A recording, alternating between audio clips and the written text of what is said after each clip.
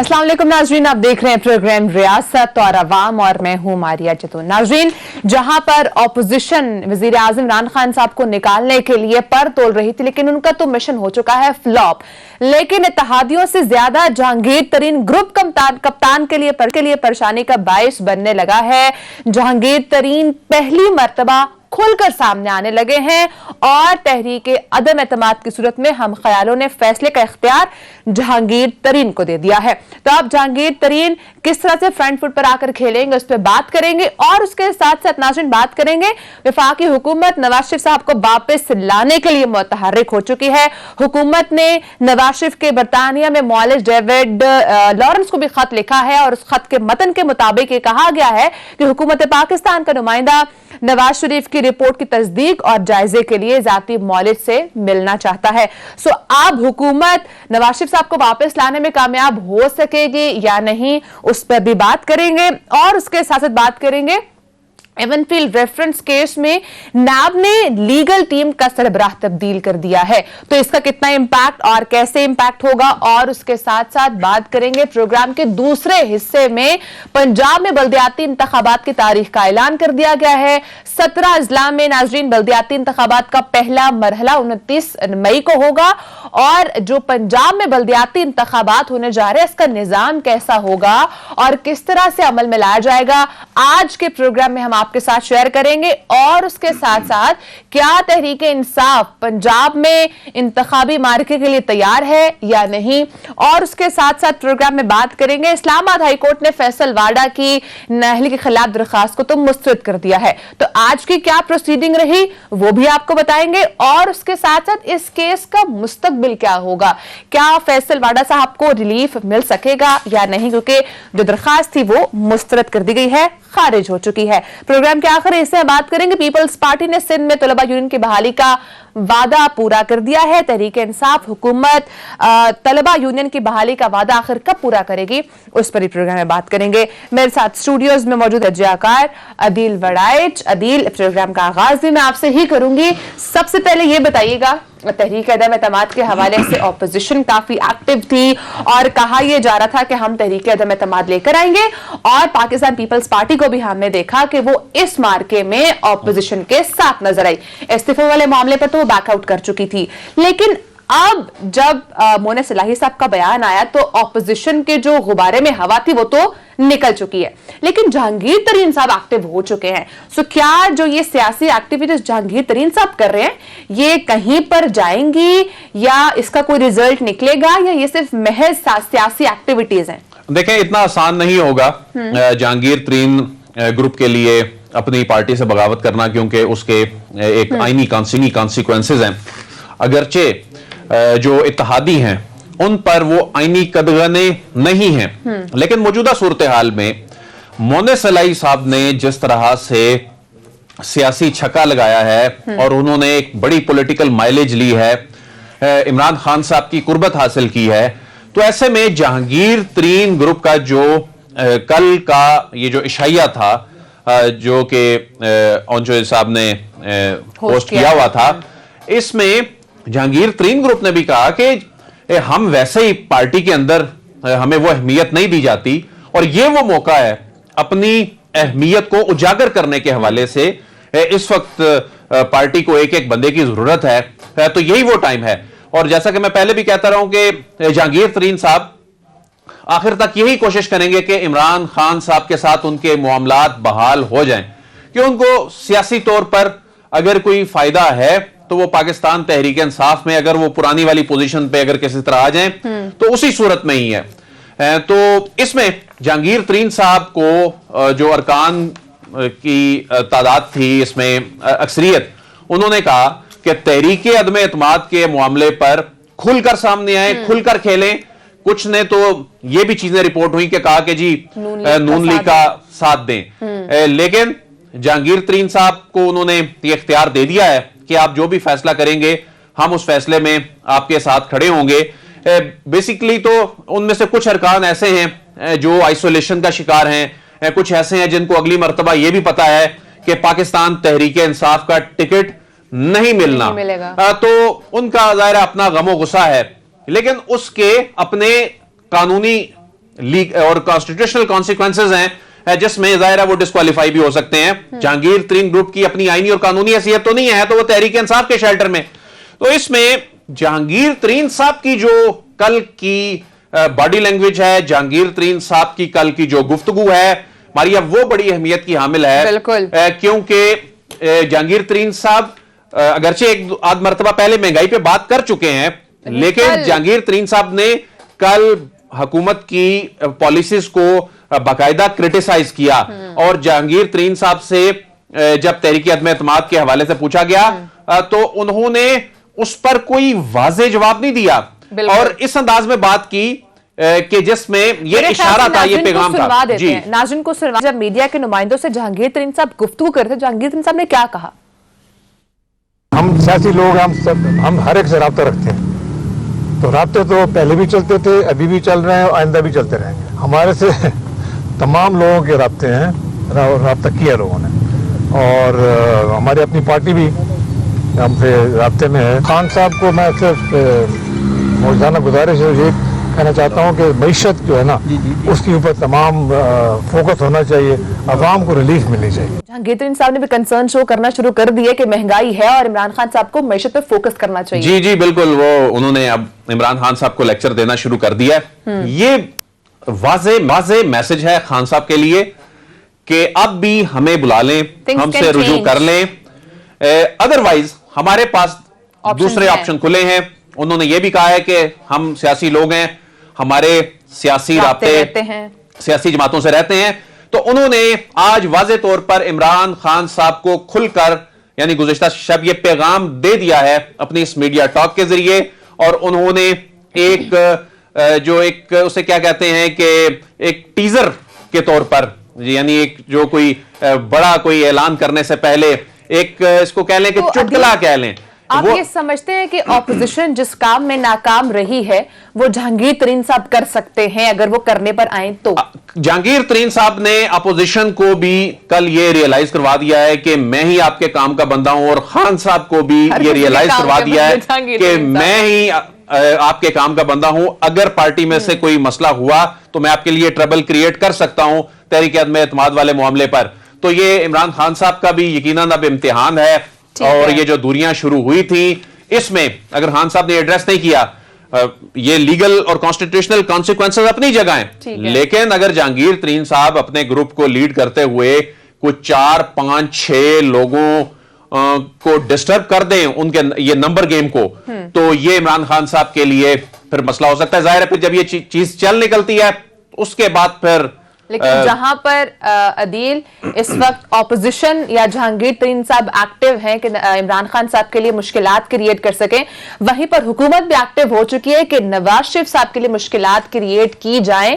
और इसी हवाले से वफाकी हुकूमत ने नवाज शरीफ को वापस बरतानिया से पाकिस्तान बनाने के लिए उनके जाती मॉलेज को जो वहां पर मौजूद है उनको खत लिखा है। तो पहले तो मैं चाहूंगी आप ये बता दें कि उस खत का मतन क्या है, उसमें कहा क्या आ गया है और ये कितना खतरनाक साबित हो सकता है?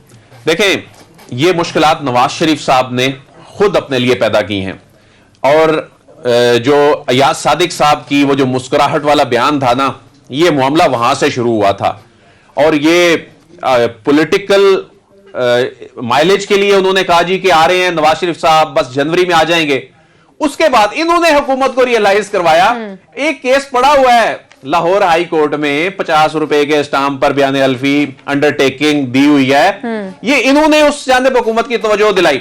अब हुकूमत की तवज्जो चूंकि इस जानिब आ चुकी है, और जो इससे पहले एक डॉक्टर का खत भी आया, उसको नाकाफी करार दे दिया है हुकूमत ने।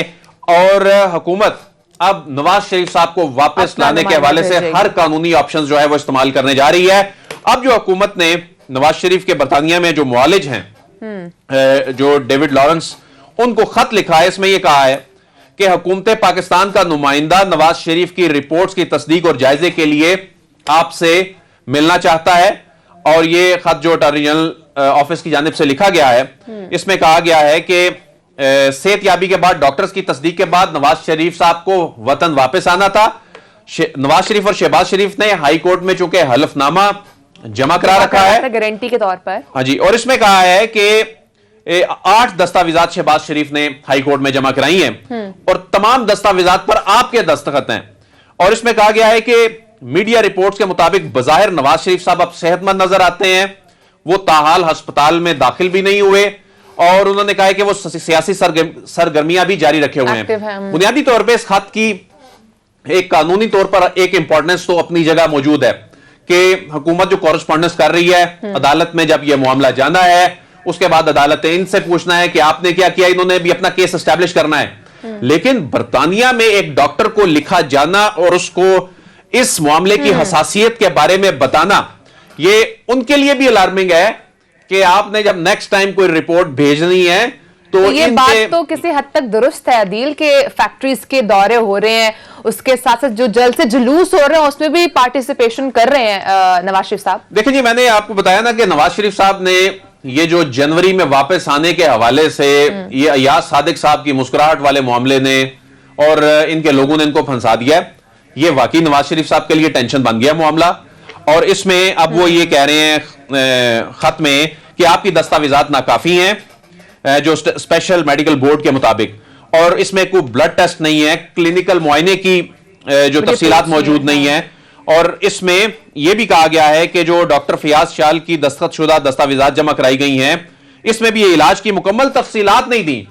अब कागजात जो हैं उनकी खानापुरी के लिए, फाइलों के लिए ही सही, लेकिन ये दर्द सर बन गया है, उनको अब अपना रिकॉर्ड जो है वो दुरुस्त करना पड़ेगा, अपडेट करना पड़ेगा, अदरवाइज उनके भाई को यहां पर उसके लीगल कॉन्सिक्वेंसेस जो हैं वो फेस करने पड़ेंगे। और हुकूमत ने अपना केस काफी हद तक स्ट्रांग कर लिया है नवाज शरीफ साहब की वापसी के हवाले से। तो अभी यानी कि अदील ये तमाम डिपेंड कर रहा है जो इस वक्त डेविड लॉरेंस हैं वो क्या जवाब देते हैं, वो मैटर कर रहा होगा।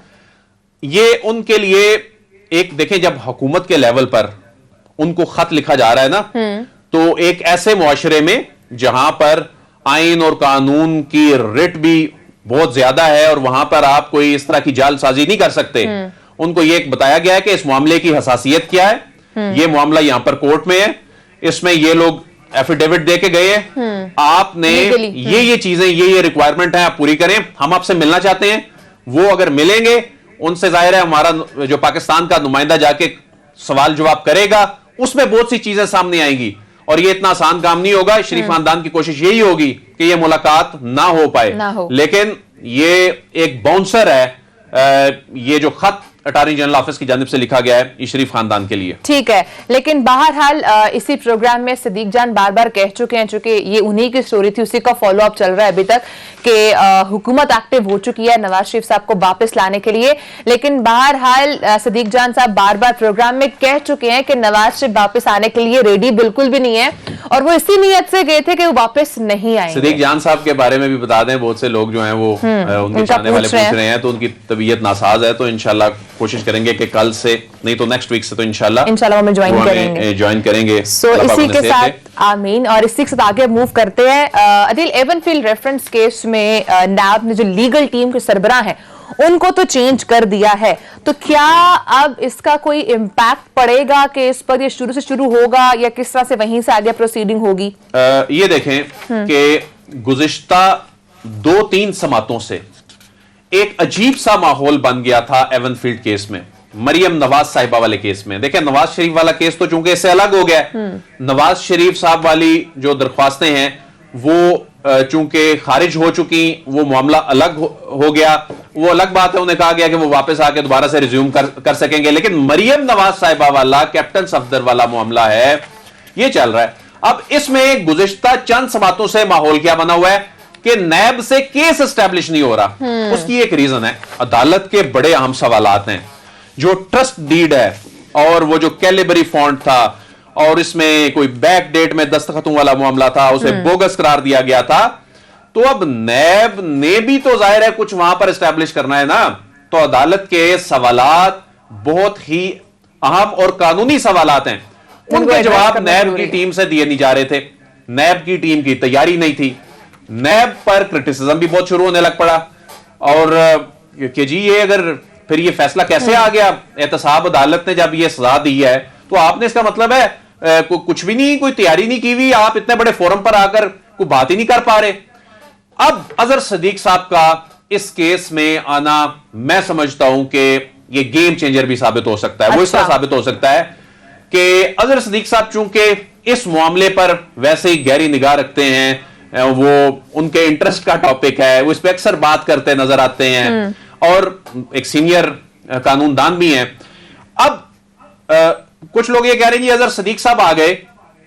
पहले तो ये बता दूं कि उनका स्पेशल प्रोसिक्यूटर का इस केस के हवाले से नोटिफिकेशन आज जो जारी कर दिया गया है, वो सिर्फ इस केस के हवाले से स्पेशल प्रोसिक्यूटर उन्हें मुकर्रर किया गया है।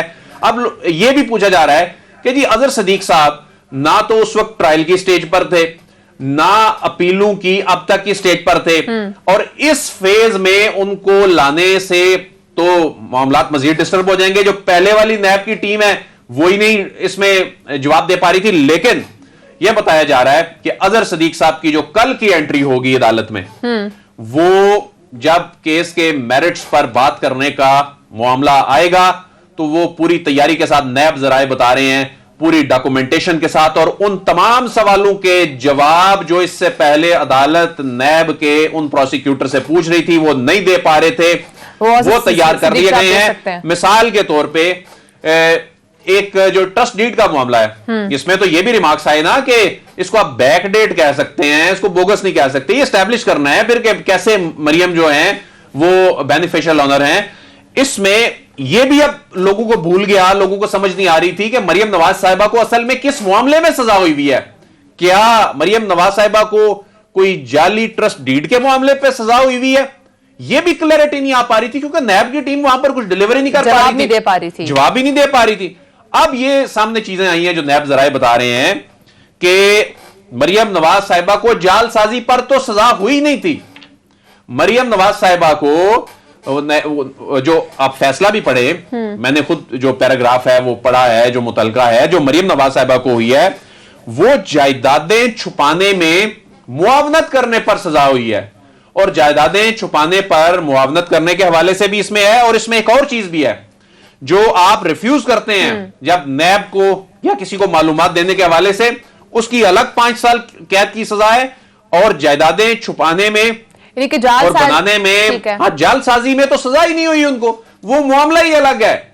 जालसाजी वाला, ट्रस्ट डीड वाला वो मामला इसके बाद देखा जाएगा जी, वो मामला इससे हट के देखा जाना है। ठीक है, इसमें उसको अलग कर दीजिए। फिर इसमें जो सेक्शन है 9A12 ये मुआवनत से मुतल्लिक है। और जो जज मोहम्मद बशीर का फैसला है उसमें यह बताया गया है कि इनको इन सेक्शंस के तहत, जिसमें 9A12 का जिक्र है, और 9A12 में बकायदा बताया गया है कि जो शख्स मुआवनत करता है वो भी वो मुजरिम होता है। और उसमें जो शेड्यूल है, शेड्यूल का सीरियल नंबर 2, उसमें इसकी 14 साल तक सजा है। तो इसमें जो उनको 7 साल सजा हुई और उनकी फिर डिस्क्वालिफिकेशन हुई, इसमें फिर यह भी बताया जा रहा है कि नवाज शरीफ साहब के 1996 के कागजात नामजदगी और उसके बाद मियां शरीफ साहब का एक लाहौर हाई कोर्ट में एक टैक्स से मुतल्लिक केस था, उससे मुतल्लिक वो तमाम दस्तावेजात जो इससे पहले मंजर आम पर उस तरह से नहीं आ सकी, अजहर सदीक साहब पूरी तैयारी के साथ मैदान में उतरने जा रहे हैं। और मेरे ख्याल में इस केस में अजहर सदीक साहब का आना नैब के लिए एक बहुत बड़ा सुख का सांस होगा, क्योंकि नैब को मुसलसल इसमें क्रिटिसिज्म का सामना था कि आपने किया क्या इसमें, आपने ट्रायल कोर्ट में आपने सारी जिम्मेदारी इन पे क्या डाल दी कि ये अपनी मनी ट्रेल साबित करें, आपने कुछ नहीं करना। तो उसमें ये चीजें जाहिर एस्टैब्लिश करनी है। इस तरह तो किसी को सजा नहीं दी जा सकती कि आप तमाम जिम्मेदारी उस पर डाल दें। ब्रेक का टाइम है अब चूंकि अब हमें कल ही इसका मजीद आइडिया भी हो सकेगा और अजहर सदीक साहब किस तरह इस केस को लेकर आगे चलते हैं, कितनी मुश्किलात पैदा कर सकेंगे मरियम नवाज और कैप्टन सफदर के लिए, या रिलीफ साबित हो सकता है, तो वो अब आगे फ्यूचर ही बताएगा। ब्रेक का टाइम है नाज़रीन, ब्रेक के बाद बात करेंगे। पंजाब में बल्दियाती इंतखाबात होने जा रहे हैं, तो कौन सी जमात कितना रेडी है और क्या हुकूमती जमात इस मार्केट में तैयार है, नहीं है, क्या तैयारी है उनकी, उस पर बात करेंगे ब्रेक के बाद।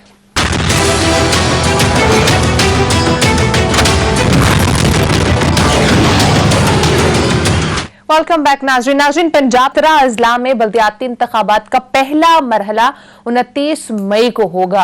अदील, इस पे तो हम बात करेंगे ही कि पंजाब का बल्दियाती निजाम कैसा होगा, लेकिन उससे पहले ये जो पीटीआई अभी क्या इस कंडीशन में है कि जो अभी डेट का ऐलान हो चुका है 29 मई, क्योंकि अगर हम पीटीआई की हुकूमत की बात करें, सबसे ज्यादा मेन जो इल्जाम लगता है पाकिस्तान तहरीक इंसाफ पर, वो लगता है महंगाई का।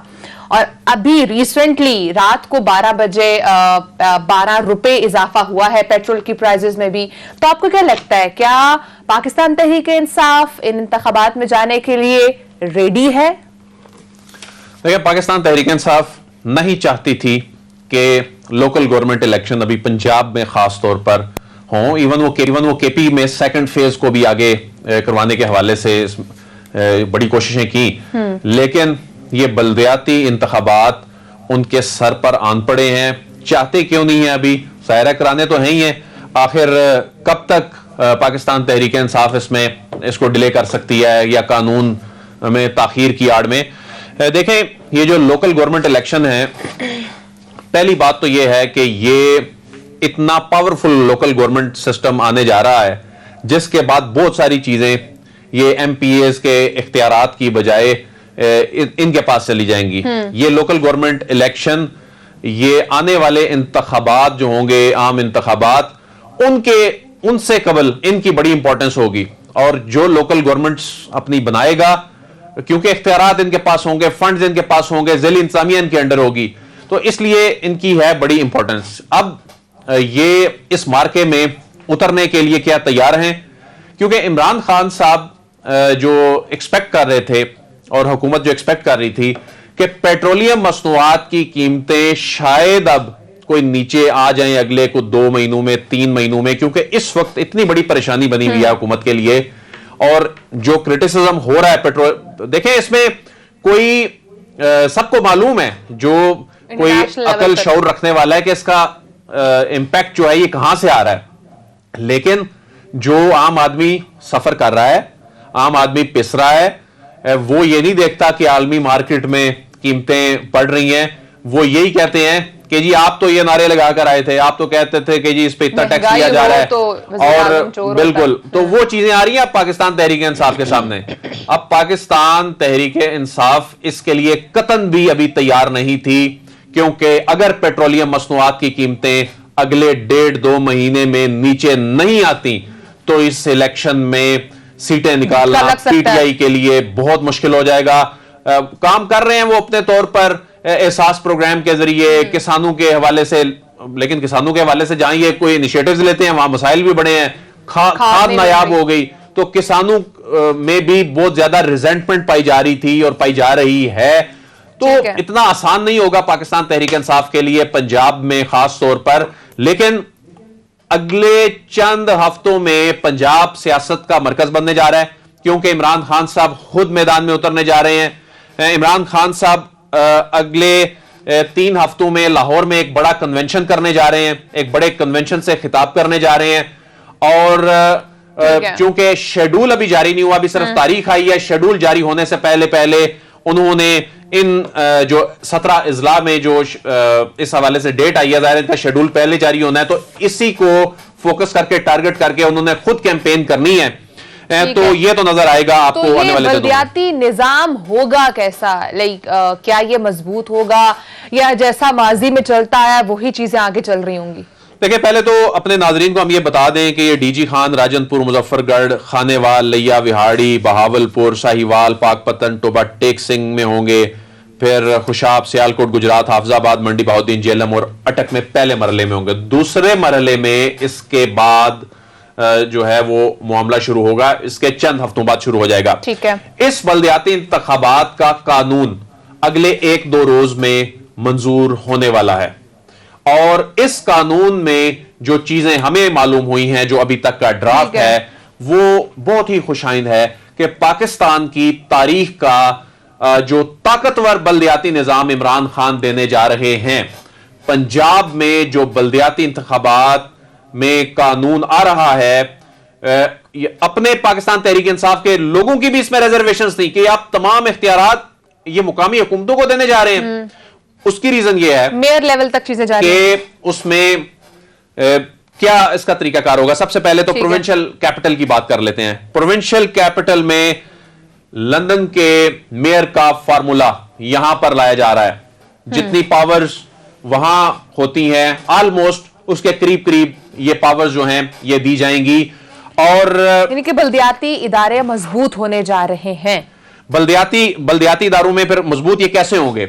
एक तो इनके पास फंड्स वगैरह तो होंगे ही, लेकिन जो ब्यूरोक्रेसी होगी, जो डिप्टी कमिश्नर होंगे, जो कमिश्नर होंगे, जो डीपीओज होंगे, वो उनकी प्रोग्रेस पे इनका चेक होगा, इन मेयर्स का चेक होगा।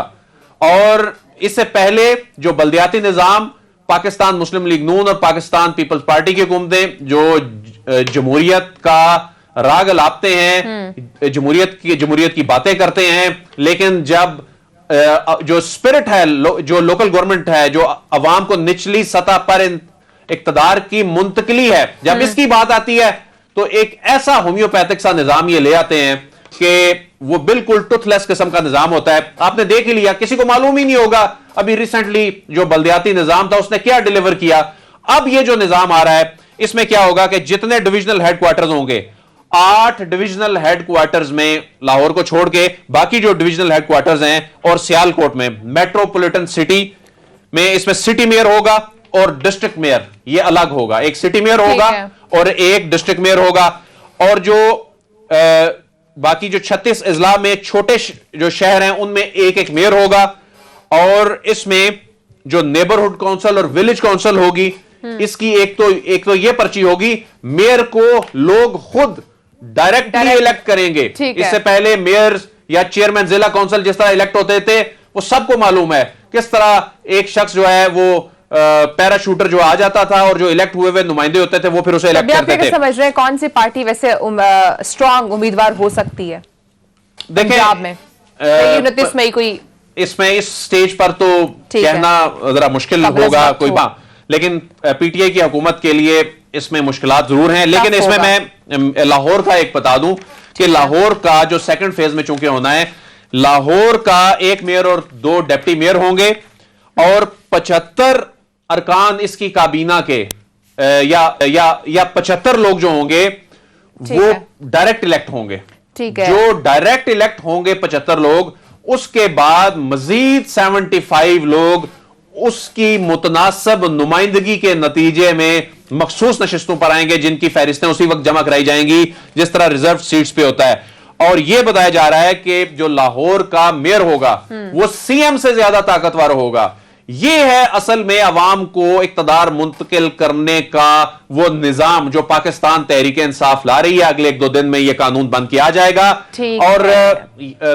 और कोई हुकूमत होती यहां और वो देखती कि हमारी इस वक्त पोजीशन, महंगाई और इस वक्त जो प्रेशर है आलमी मार्केट की जो कीमतों के हवाले से, तो वो लोग जो वो हुकूमतें क्या करती थी, गैर जमाती बुनियादों पर करा देती थी या ऐसा निजाम लाती थी कि हम हारे ना या जीते कोई फर्क नहीं पड़ता, क्योंकि निजाम ही बिल्कुल इस तरह का होगा। अब एक नया निजाम लाया तो जा रहा है, लेकिन अब उसकी इंप्लीमेंटेशन किस तरह से होती है वो एक बहुत बड़ा क्वेश्चन मार्क होगा। वैसे तो पंजाब इस वक्त सियासी गर्मा गर्मी का मरकज बना हुआ है, आगे मजीद भी होने वाला है। तो कौन ये इंतखाबी जो बल्दियाती इंतखाबात है इनका मार्का अपने सर करता है, वो आगे फ्यूचर में ही पता चलेगा। आगे मूव करेंगे। अदील, इस्लामाबाद हाईकोर्ट ने फैसल वाडा की ताहयात नहरी की दरखास्त जो है वो मुस्तरद कर दी है और ये नाकाबिले समात भी करार दी है। और मेन यही कहा गया है कि फैसल वाडा साहब पहले क्यों नहीं पेश हुए, पहले क्यों नहीं दोहरी शरीयत सर्टिफिकेट पेश किया गया। तो ये अब क्या होगा आगे नेक्स्ट, क्या फैसल वाडा साहब रिलीफ ले सकेंगे, क्योंकि दरखास्त तो मुस्तरद हो चुकी है। 2 बुनियादी चीजें थी जिसकी बुनियाद पे ये दरख्वास्त मुस्तरद हुई है और नाकाबिले समात करार दी गई है और पहली समात पर ही उड़ गई दरख्वास्त। बिल्कुल 2 बुनियादी चीजें थी जो फैसल वाडा साहब के सामने आई। एक ये कि ये शरीयत तर्क करने का सर्टिफिकेट जमा कराने से क्यों इनकार करते रहे। आज भी अदालत ने कहा कि आप ला सकते हैं। आज भी उनकी जानिब से, उनके वकील वसीम सजाद की जानिब से इस पर कोई बात नहीं की गई और वो शरीयत तर्क करने का सर्टिफिकेट जमा कराने वाली साइड पे आते ही नहीं है। उसकी कुछ और कानूनी उनकी जो स्ट्रेटेजी है उसमें नजर वो कानूनी स्ट्रेटेजी पे हमने कुछ कल भी बात की थी इस पे। बिल्कुल। और इसमें 5 रुकनी बेंच का जो सुप्रीम कोर्ट का फैसला है, जब 2018 के इंतखाबात से कबल हबीब अकरम केस में, इसमें सुप्रीम कोर्ट ऑफ पाकिस्तान ने कहा था कि जितने भी उम्मीदवार हैं ये बयान हल्फी जमा करवाएं, क्योंकि उस वक्त जो कानून साज थे उन्होंने ये दोहरी शरीयत और ये चीजें निकाल दी थी। तो इसमें उस वक्त जब बयान हल्फी जमा कराने का सुप्रीम कोर्ट ने हुक्म दिया था, तो यह भी कहा था कि अगर किसी का बयान हल्फी झूठा साबित हुआ तो इसके कॉन्स्टिट्यूशनल या लीगल कॉन्सिक्वेंसेस होंगे। आज अदालत यह पूछती रही कि वो कॉन्सिक्वेंसेस क्या होंगे, क्योंकि इनका बयान हल्फी तो अगर झूठा है। हैरानकुन बात यह है कि फैसल वावडा के वकील आज अदालत में यह तस्लीम कर रहे थे कि ठीक है, हम जो हमारा एमएनए शिप वाला टेन्योर है उसमें डिस्क्वालीफाई हो जाए, कोई मसला नहीं है। हमें सेनेट वाले में डिस्क्वालीफाई इसलिए नहीं कर सकते कि हमें ताहियात नायल नहीं किया जा सकता, क्योंकि ताहियात नायली के हवाले से डिक्लेरेशन देना कोर्ट ऑफ लॉ का काम है, election commission of Pakistan court of law नहीं है। उस पे जस्टिस अतर मिनुल्लाह साहब बार बार ये एक ही सवाल पूछ रहे थे। उसकी रीजन ये थी कि सुप्रीम कोर्ट ऑफ पाकिस्तान का एक फैसला है, सुप्रीम कोर्ट ने जब ये करार दे दिया कि झूठा अगर डिक्लेरेशन आया, क्योंकि ये उसके हुक्म पर डिक्लेरेशन लिए गए थे, इसके कॉन्सिक्वेंसेस होंगे, तो फिर ये मामला क्या सुप्रीम कोर्ट ऑफ पाकिस्तान को जाना चाहिए था? आप क्या कहते हैं? तो इस पे वसीम सजाद साहब ने कहा कि यह मामला मुतलका कोर्ट में जाना चाहिए, वहां से जाके ये डिटरमिन हो कि इन्होंने इसमें क्या कोई गलत बयानी की है, क्योंकि ये डिक्लेरेशन देना कोर्ट ऑफ लॉ का काम है। इसमें फिर ये दो चीजें थी। और आज भी फैसल वावडा और उनके वकील की जानिब से चूंकि जो रिनंसिएशन सर्टिफिकेट है वो देने के हवाले से उन्होंने, तो यही जो पॉइंट अदील जो इस्लामाबाद हाई कोर्ट ने उठाया है, तो वही तो सुप्रीम कोर्ट भी तो उठा सकती है। बिल्कुल, सुप्रीम कोर्ट ऑफ पाकिस्तान उठा सकती है, लेकिन अब इसको ये सुप्रीम कोर्ट में चैलेंज करेंगे। सुप्रीम कोर्ट ऑफ पाकिस्तान के कुछ फैसले ऐसे हैं जो फैसल वावडा की टीम समझती है कि उनके हक में जाते हैं। उसमें तो यहां क्यों नहीं? उसमें सादिया अब्बासी, आज यहां पर उन फैसलों को कोर्ट किया गया, बल्कि एक केस में तो उन्होंने सुप्रीम कोर्ट के केस में सुप्रीम कोर्ट से भी मामला रिजेक्ट हो गया था। अलादीनो भाइयों केस था, उसमें फिर सुप्रीम कोर्ट में नजरसानी सुप्रीम कोर्ट के फैसले के खिलाफ आई थी, उसमें जाकर यह चीज तय हुई थी। वो भी उन्होंने कहा कि यह हमारे हक में जाता है। फिर सादिया अब्बासी हारून अख्तर केस है, उसमें सादिया अब्बासी डिस्क्वालीफाई हुई, दोबारा इलेक्शन लड़के आ गई। और इसमें लेकिन जज साहब ने यह कहा कि जो लोग 2018 का इलेक्शन लड़ रहे थे उसमें सुप्रीम कोर्ट ऑफ पाकिस्तान ने चूंकि कहा था कि इनमें जो बयान हल्फी देगा गलत, उसके कॉन्सिक्वेंसेस होंगे, तो वो 5 रुकनी बेंच का जो फैसला है हबीब अकरम केस, वो फैसल वावडा साहब को महंगा पड़ गया है। इसमें अब एक इसकी इंटरप्रिटेशन अगर की जाए तो यह भी है कि 62(1)(f) वाला मामला सुप्रीम कोर्ट ऑफ पाकिस्तान में आने वाले दिनों में उठ सकता है। ताहियात नाहली वाला मामला, और ये ज्यूरिसडिक्शन किसकी है? ये मामला अगरचे मुराद अली शाह केस में नजरसानी की सूरत में वहां पर मौजूद है, चल रहा है, लेकिन फैसल वावडा साहब जब ये इसको लेकर जाएंगे तो आने वाले दिनों में फैसल वावडा तो केस में बिल क्या हो सकता है इसका? यानी आप क्या समझते हैं कि रिलीफ वैसे इन शॉर्ट आपको नजर आ रहा है कि नहीं नजर आ रहा है इस केस के एस्पेक्ट से? ये मामला, आज की खास का जो ये मामला इतना टेक्निकल हो चुका है, क्योंकि इसमें एक जानिब सुप्रीम कोर्ट के 4-5 फैसले, एक जानिब सिंध हाई कोर्ट का फैसला कि election commission court of law नहीं है, एक जानिब आज इस्लामाबाद हाई कोर्ट ने कह दिया कि जी एक सुप्रीम कोर्ट का एक और फैसला भी है, उसमें सुप्रीम कोर्ट ऑफ पाकिस्तान ने कहा है डिक्लेरेशन गलत हुआ तो उसके कॉन्सिक्वेंसेस होंगे। अब सुप्रीम कोर्ट में जाकर इस बात की तशरीह होगी, यह मामला जब सुप्रीम कोर्ट जाएगा, कि इसके कॉन्सिक्वेंसेस होंगे से क्या मुराद है। क्योंकि आज वसीम सजाद साहब ने कहा कि सुप्रीम कोर्ट ने यह तो नहीं कहा कि ताहियात नाइल कर दें, कॉन्सिक्वेंसेस होंगे, इसकी तशरीह होना बनती है कि किस किस्म के कॉन्सिक्वेंसेस होंगे, तो उसमें फिर ये चीजें डिफाइन हो जाएंगी। और आज देखें कि आज इलेक्शन कमीशन ऑफ पाकिस्तान ने फैसल वावडा की खाली करदा नशिस्त पर शेड्यूल भी जारी कर दिया है, और ये नशिस्त अगर ये इस पे स्टे नहीं मिलता इन्हें, ये इलेक्शन हो जाता है, तो ये नशिस्त पाकिस्तान पीपल्स पार्टी के पास चली जाएगी। यानी एक नशिस्त पहले ही फैसल वावडा की वजह से पीटीआई की पाकिस्तान पीपल्स पार्टी के पास चली गई, एमएनए वाली, और अब ये भी चूंकि सिंध असेंबली में जो उनके अरकान ज्यादा हैं, तो इस पे जो इलेक्शन होगा और इस पे अगर स्टे नहीं मिलता पीटीआई को, ये सीट भी पीपल्स पार्टी के पास अब चूंकि सुप्रीम कोर्ट जाने का ऐलान किया है, तो सुप्रीम कोर्ट में क्या प्रोसीडिंग होती है? जो नशिस्त खाली हुई है उस पर भी 9 मार्च को सिंध असेंबली की इमारत में इंतखाबात होंगे, तो वो भी एक नया चैप्टर शुरू हो सकता है। ब्रेक का टाइम है नाज़रीन, ब्रेक के बाद हम बात करेंगे। पीपल्स पार्टी ने सिंध में तुलबा यूनियन तो बहाल कर दी हैं, लेकिन क्या पाकिस्तान तहरीक इंसाफ अपना ये वादा पूरा करेगी? ब्रेक के बाद से बात करेंगे, साथ रहिएगा।